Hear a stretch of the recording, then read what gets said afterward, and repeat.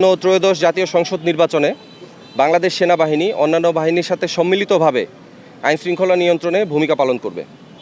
এক্ষেত্রে আমি বলতে চাই, আমরা বিগত প্রায় ১.৫ বছর যাবৎ খুলনা জেলার মাঠ পর্যায়ে বেসামরিক প্রশাসনকে ইনএইড টু সিভিল পাওয়ারে সহায়তা প্রদান করে আসছি।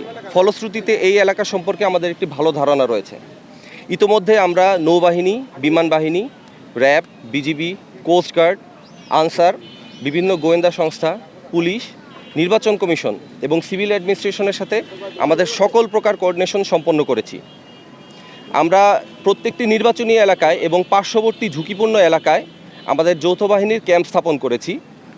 বিগত 4 দিন যাবৎ গত 6 ফেব্রুয়ারি হতে আমরা এই সমন্বিতভাবে এই নির্বাচনী এলাকায় আমাদের যৌথ বাহিনী টহল পরিচালনা করছি। এছাড়া এই এলাকার প্রত্যেকটা ভোট কেন্দ্র আমাদের রিয়েল টাইম সার্ভেলেন্স সিস্টেমের মাধ্যমে আমাদের নজরদারির আওতায় আনা হয়েছে।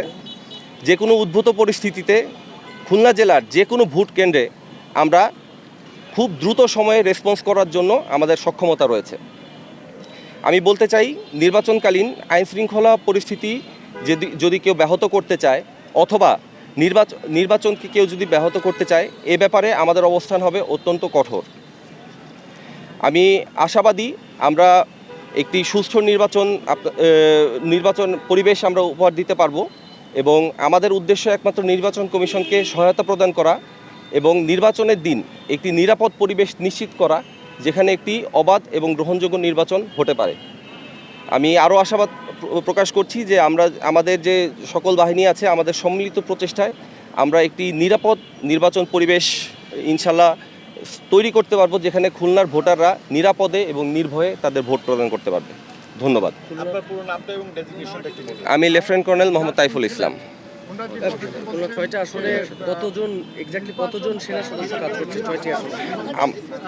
আমাদের এখানে বেসিক্যালি আমরা সেনাবাহিনী এবং নৌবাহিনী মিলে আমরা এখানে বিভিন্ন জায়গায় ক্যাম্প স্থাপন করেছি এবং আমাদের যে অ্যাসেসমেন্ট আছে তার তুলনায় আমরা পর্যাপ্ত পরিমাণ ফোর্স পেয়েছি এই অঞ্চলে।